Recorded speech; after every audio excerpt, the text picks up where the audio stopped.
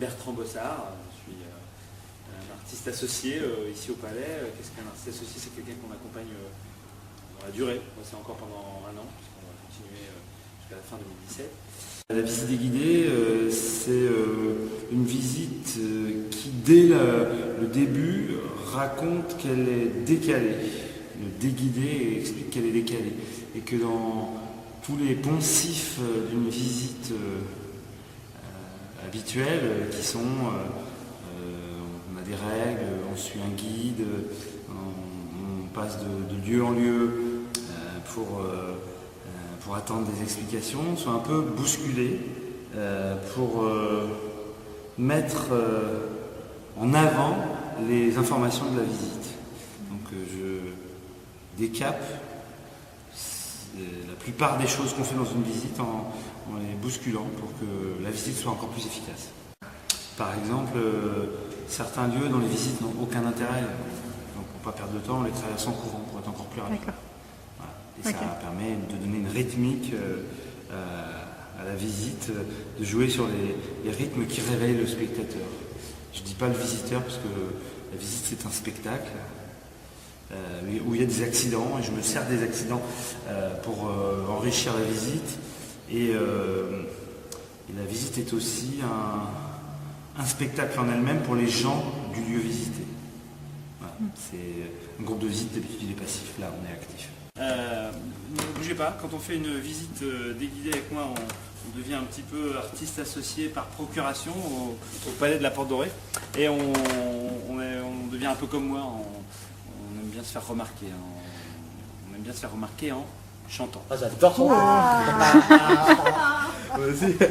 Allez, on va chanter. Qu'est-ce que vous nous faites chanter? Je sais pas, qu'est-ce que vous aimez chanter? Non mais on va faire un chant en groupe, vous allez voir. J'en vois qui se disent non, il va pas nous faire chanter, on va être ridicule.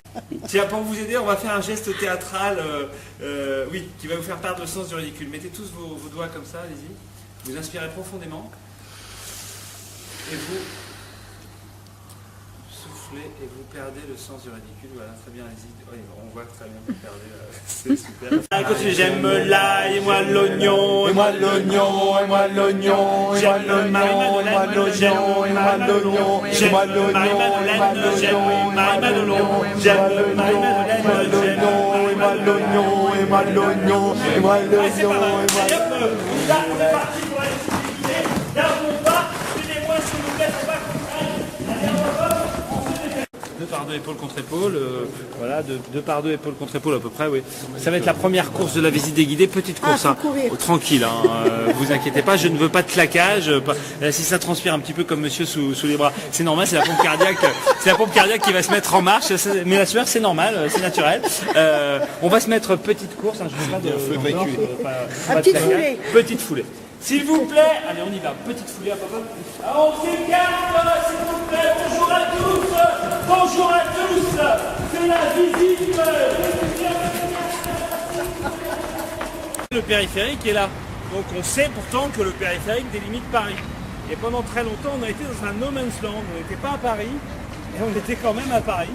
C'est peut-être ce qui a fait que pendant longtemps il n'a pas été inauguré le palais, vous voyez c'était un endroit, on ne sait pas trop. Mais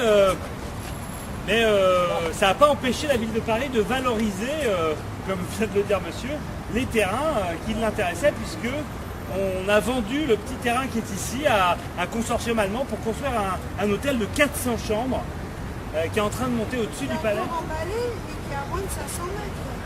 Ah ben alors, donc ils n'ont pas le droit, donc vous avez le droit de faire une requête et de faire un procès à la ville de Paris en disant c'est pas normal. Il faut l'enlever comme il est encore. Ils ont confondu moins de 500 décimètres et moins de 500 mètres. En tout cas, ça va monter au-dessus du palais et ça va totalement le cacher du bois de... Non, je ne verrai plus quand je suis là-bas. Vous le verrez plus.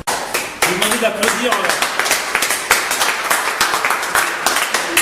PC Sécurité. Ils n'ont pas le droit de sortir, mais je trouvais ça important de montrer que 365 jours...